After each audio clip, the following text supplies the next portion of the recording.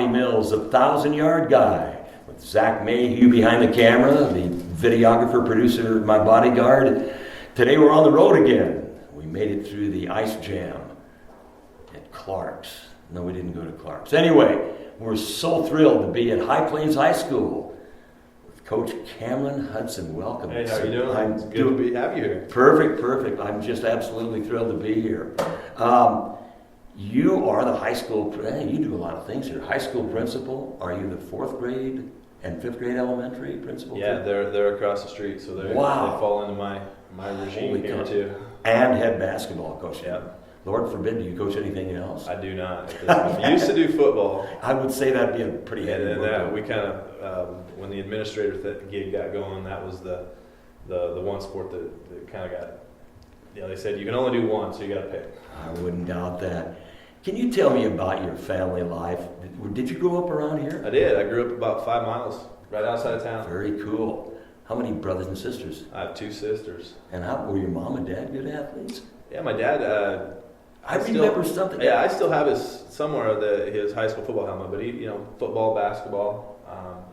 When my mom went through school, the sports for girls was just kind of getting started. I thought maybe so. Yeah. So there's a lot of pictures. I mean, pep club back then was huge. Oh gosh, yeah. Just kind of the student participation stuff, but I think volleyball had just kind of got started right about that time. Yeah, but you're young enough to where your parents could have played, if you were any older. It just didn't exist, except a few volleyball teams played up in North and Grand Island, Northwest. But anyway, tell me about your high school experience here. I know I'm not sure whether you were an all-state quarterback. I know you were good. Yeah, I was in elementary at Polk Cub, and then we consolidated with Hortville and became the Wildcats. So when I was in high school, it was Polk Cordville, yeah. It was Polk Cordville, and I don't know. I think I'm a 3-year starter in football and basketball. Track, went to state 3 years in track. Weirdest thing, I got 7th place 3 years in a row, in 3 events. But I was a long jumper and a miler. And so when I did the prelims of the long jump my senior year, and I remember I qualified for the finals, but I had to go run the mile. And when I was running the mile, I remember them calling me back to the finals of the long jump. It was just a strange combination for an athlete at the state track meet. But I think football, there was a lot of tradition with Polk Cordville. Oh my gosh! And so we were, that was kind of the first love at that time. I wondered about that. That was my next question, whether you like football or basketball better. But back then, even before that, like when anybody ever asks me who the greatest running backs I've ever seen, I always mention Dale Van Housen first, and then Darwin Snyder from Winnebago. And that was before you. Yeah. And then after that, Bud Stevens and that bunch. Yeah. But boy, Polk Cordville was always good in football and played right over there. That was my favorite field other than Hortville. We had Steve Hendricks, who was a great player. But did nothing after high school. Yeah, nothing, right? I mean, he's retired and living life, but he played at the Air Force Academy. He came back for a Hall of Fame induction, and he looked like he could still go out there and play. Oh my gosh, what an athlete! So I'll never forget that bunch. But I don't remember I'm sorry, I don't remember who your basketball coach was. Basketball coach was Keith Lecron. I don't remember the gentleman. He is the superintendent at Elkhorn Valley now. Oh, okay. Up until now. Doyle Denny was actually my coach as a freshman. That's what I thought. And then, so. And that's Denny's dad recently passed. So. Right. There's a connection here because you met your wife. Hampton had to be one of your biggest rivals in high school in basketball, I think, for sure. I didn't know that you went up and competed against Jerry Eichhoff. Of course, if you're in this conference, you did. And you ended up marrying his daughter. How about that? Well, Did you date her in high school? Oh, yeah. All the way through high school. I met her at the conference tournament in York. Oh, everybody meets at the Crossroads. You're right. Freshman year in high school. And the funny story was this was before texting and emailing and everything. So I got her phone number on a $1 bill. And then I remember we stopped at Casey's on the way home and I spent that $1. And so I lost her number within probably an hour of getting it. So It was a little bit of that was a downer for me there, but things worked out. Definitely. Well, they must have. Was she an athlete or no? Oh yeah. Volleyball was a really good volleyball player. Basketball, obviously. In Hampton, right? In Hampton. Yeah. She transferred to her dad stayed in Hampton. She's in Hampton. Yeah, she was a Hawk. Oh, that Jerry Eichhoff, is I think his lifetime record when he retired from Hampton. He was every year he was coaching was there, right? Yep. 40 years, I believe it was 670 and 226. Is that the line? Yeah. I mean, that guy has got to be my idol of all time. And one thing I've always noticed about him after all the wars, Jerry, what do you do to keep looking young? I to this day, and I haven't seen him in a couple of years, but I believe he was an assistant for Lincoln North Star or somebody, and they came to senior high and says, "Oh my gosh, what are you using?" I don't know how he looks that young. It's discipline, It's like discipline just like lifestyle and discipline like teens. But unbelievable. And I think it's truly, if you do something you love to do, it keeps you young at heart, and that helps out everything else. It must have been. I learned that from him too. Is really take on the things you love to do, and it's not work then at that point. Well, when I came, you were talking to some people, and it looked like it wasn't work. And that's that you got it made for lifestyle. Then you probably lived to be 100. But you went to college at Nebraska Wesleyan, right? And when did you decide you wanted to be a coach? Oh, I think I remember. Was it Jerry that did? Well, that was one part of that. But I just remember being in high school and having a couple opportunities to help out with some maybe smaller youth teams. Really? And stuff. Okay. But then going to college, I came back here during football season and helped out. I just liked it, and it was just something that I liked the discipline. Yeah. I liked the team aspect, and so it was pretty early, and it was just like that was a no-brainer. Wow. And I talked to Maya Slough from senior high, and he said it hit him as a freshman in high school. Yeah. That is crazy, but you couldn't help it at Polk-Orville, the kind of football teams they had. So where was you graduated from Wesleyan, didn't play sports there. What did you start out majoring in there? Elementary ed. Okay, well, then with a K-8 endorsement. So my first job then, I was a sixth grade teacher at Crete. Really? Yeah, for 1 year, and I coached freshman football. That's a big school, Yeah, it was great. It was a state championship year. First year they put field turf in, and they played on that, and then ended up, I think, going into the playoffs at 6-3 and beat number 1, 2, and 3 or something along the way, and won it. And at that point I thought, okay, this is how it's going to be every year. It's just pretty cool. But it was Coach McGinnis. And just that bunch there that kind of got it rolling at Crete, and so I was very lucky that first year. Jeez, I guess. Freshman season got over, and it was about state playoff time, and I rolled over and helped out the varsity, and ended up going all the way to Memorial Stadium, and it was pretty awesome. One way to get addicted to it, for sure. So your first, and then did you get to offer the job here right then or there or not? Yeah, my wife was finishing up college at that time too. Okay. And so we, I did a year at Crete, and then it just so happened that 2 positions opened up here, and we both came out and interviewed for it just fit our teaching areas, and so we both then moved back home essentially at that point. Did you, when you went to school, did you want to come back here in deep down? Yeah. Well, my dad that farms, yeah, and that's just sure. You kind of get that in your blood too, and so it's been great. I mean, weekends, summers, being able to go out there too, and so that was a big part of it. And her family being from Hampton, at the time they were living in Hampton, and it just made sense for us. Well, sure it did. And do you think that helps you in your first coaching job, and you come back to your old school and take this gig? There's that deep pride, and you think that helps? I mean, other guys can come in and do it, but something's missing there. Yeah. It's we didn't have a ton of basketball success when I was in high school, so it wasn't like I could draw off that. No. But it was the ambition to build something and have relationships already in place, and then just to put in a lot of work, but also knowing the families and knowing kind of the the backgrounds definitely helps. Boy, that does help. Yeah. And bonding with people is Yeah. what it's all about. Yeah. They seem to be doing, Yeah. even on the college level, sometimes that's hard to do. So talk about your early years here at High Plains. You started up pretty good, didn't you? Yeah. It was 2000. 2000. Yeah, it was a great opportunity. I think the first year we won our first 5 games, and I thought, all right, this is going to be, this is easy. And we had a great year. It's in a smaller school, you have to string together some classes. Oh Lord, and I know. There's been some years where they're developmental years. There's been years where you face great competition. Yeah. You might be pretty good, but you just face great competition.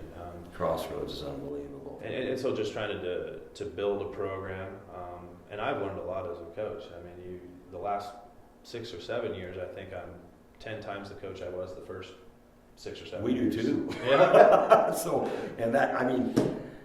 Unbelievable. So you did coach against your father-in-law. Yeah. And a lot. did you end up even, Steven? We did. Wow. I want you to tell these people about a Christmas gift he gave you once. I did read. He gave me a scouting report once, and it was a scout of Hampton and High Plains, but it was just all bogus information. But he wrapped it up nice, and I opened it up, and I thought, okay, this is kind of cool. And then I started reading it, and it was obviously false information. But at that point, it was like, let's not take this too serious. We're gonna play, and it's gonna be okay. And I think we played like 20 times or something like that, back and forth, and between holiday tournament and conference tournament. Yeah. I think we were in the same sub-district a couple times. And, a lot of people, if you look at his career record and the fact that I was fortunate enough to finish, I'm just going to say. even, that was pretty crazy. Anybody that can finish. No bragging rights. I mean, it's evened up. 10 and 10 against Jerry Eichhoff's got. Well, that's bragging rights in itself, like you said. What was your first year at state when you were here? Was it'll be 5 years ago. So 4 years ago. And that run just hasn't stopped. No. What's caused that? Is the influx, is it mostly all from Polk, or is it, Oh, do you have kids from Clark's and Yeah. Hardville contributing? Oh, absolutely. We've, you look at where our kids on our team are made up of. They're from the 3 communities. Great. And same thing with the wrestling program too. I mean, that's the other side of it, is that we've got a very strong wrestling program And a great coach. and a great coach. And those kids are coming from the different communities and forming those teams too. But it was just a matter of, we were getting closer every year, and we got a wild card the first year.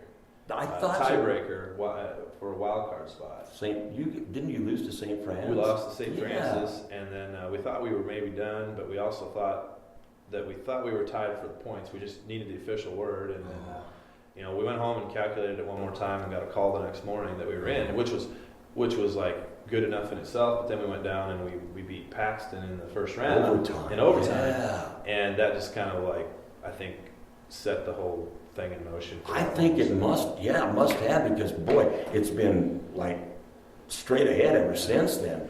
I'm going to read you a couple of figures, and I think you probably know them, but I'm trying to find where. Oh, here it is. This whole thing started. You were 2012. It'd be 11 and 12. You were 18 and 9, but that wasn't the year you were talking about, or was? That's the year. That's the year. Qualified, yeah. But since then, the last 3 years. I think, is it 84 and 10, counting this year, the last 3 plus, and the last 2 plus, 63 and 5? Yeah. That is incredible, because that oftentimes doesn't happen at a smaller school. Like you say, it goes in cycles. You must have some terrific kids.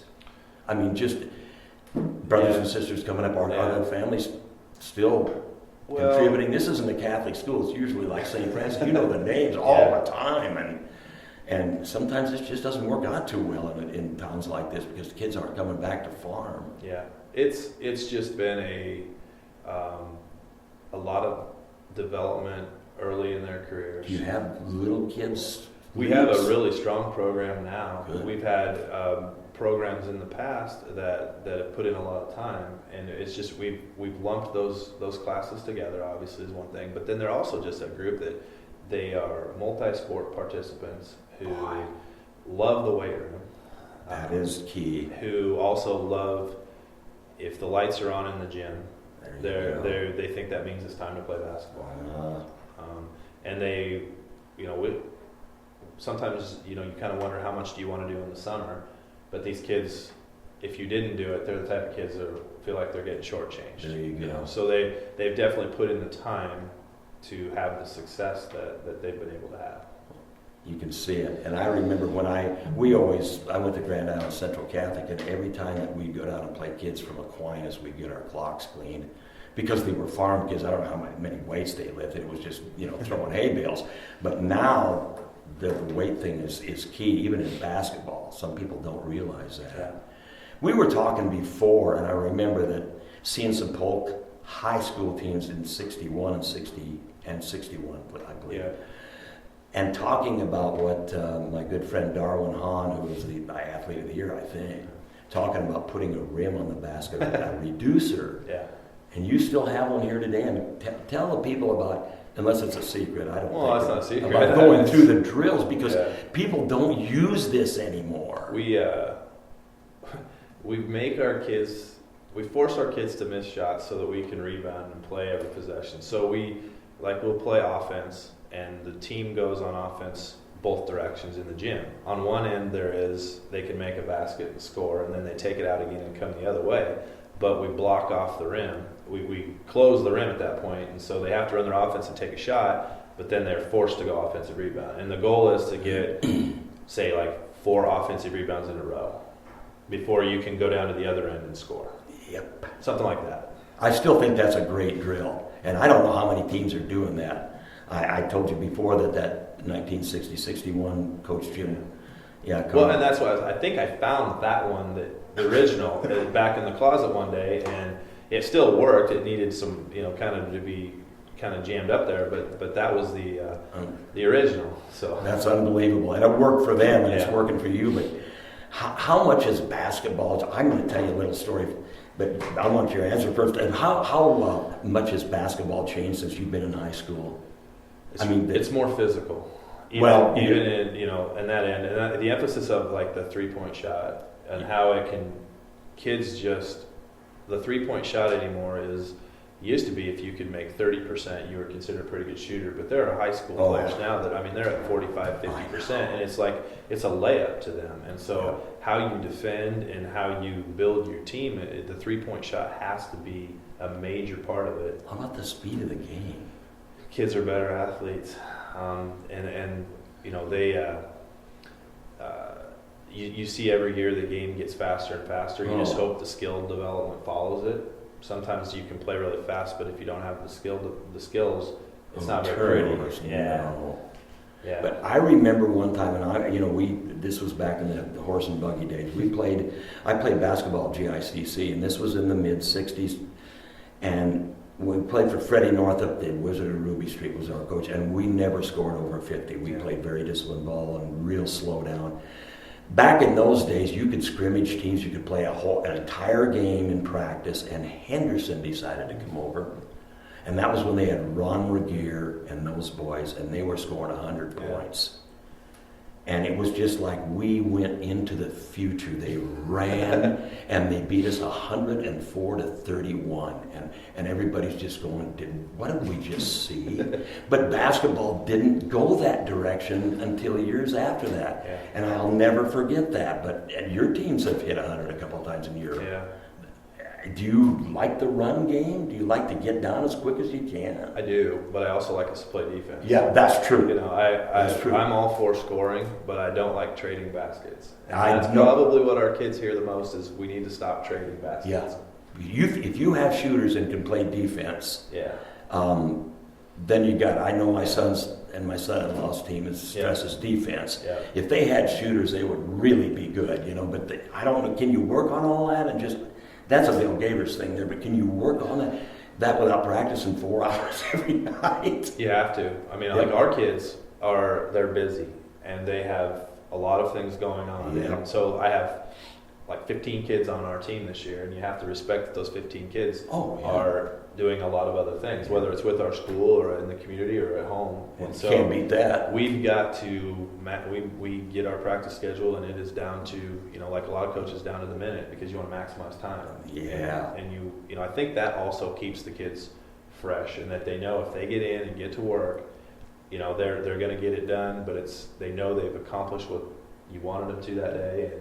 And sometimes we can almost talk too much as coaches, and we need to just let the whistle talk and move on and go, and the kids will come back the next day fresher for it and ready to work just as hard. So I'm going to tell you out there, this is why this guy is good, what he just told you about. You have to maximize your time, and it isn't always a 3.5 hour practice that does things. So tell me, you've got a new kid on the block this year that came down from Aurora, Sam Johnson. What kind of an add has he been to the team? This got to be a nice addition. It's been great. I mean, the biggest thing is he has fit in so well with the players that we have. That doesn't happen sometimes. No, it doesn't. And he also in Class D, sometimes we label players as either a post player or a guard, and that's all they are. And he is able to play all 5 positions or 3, whatever you want to name. 6'2", right? Yeah, 6'2". And that's scary. And he can post up, and he's been able to attack at the rim. But then, as he stepped outside, he's shot 50% from the 3-point line. So it's created mismatches, and that has allowed our other players that have it's helped their game so much too. I like his rebounding skills. That's that means a lot when you're 6'2", and I think he can jump fairly well. He can jump, Yeah, so that's a great thing, and sometimes fitting in. Sometimes a kid comes from transfers in, and you got a 6th man that's. Folks are saying, now wait a minute, we've been sweating blood and toil. The nice part of the whole thing, from the second we started playing in the summer, our kids had a nickname for him in like 2 minutes, and as soon as you get a nickname, you're in. Bang! Zach's got a nickname that he doesn't like us to say. Well, so as soon as you hear that stuff in the band, you're like, all right, we're good. That's exactly right. Well, I'm glad everything's fitting in, because I want to thank you for letting us come down and talk to you, because I just think this has always been, and I've got to be neutral, but this has always been one of my favorite schools, even way back in the Polk days. Just tough kids, disciplined kids that know how to win, are taught how to win, and you know what that's going to do later in life, because you're an administrator. That's the big thing is, we're not building like NBA players here. We're building winners in life, and the discipline of a team, coaching, it all carries on to much bigger things. There you go. So we want to thank Coach Hudson and Mr. Hudson, the administrator, for letting us come into his life for a little bit. And we wish High Plains the best of luck. I don't know if they need it or not. The girls' programs are doing well. They're getting better. That's right. So it's a great thing that you can feel the electricity and atmosphere here at High Plains. And I'll be at the Crossroads tournament. You can't miss that, the Venerable Old Auditorium in York. So come on and watch this team play, and you'll see something very good. So once again, thank you, Coach Hudson. Appreciate it. And so this has been Bobby Mills, Zach Mayhew behind the camera. Endzone Online on theindependent.com. We'll catch you next time.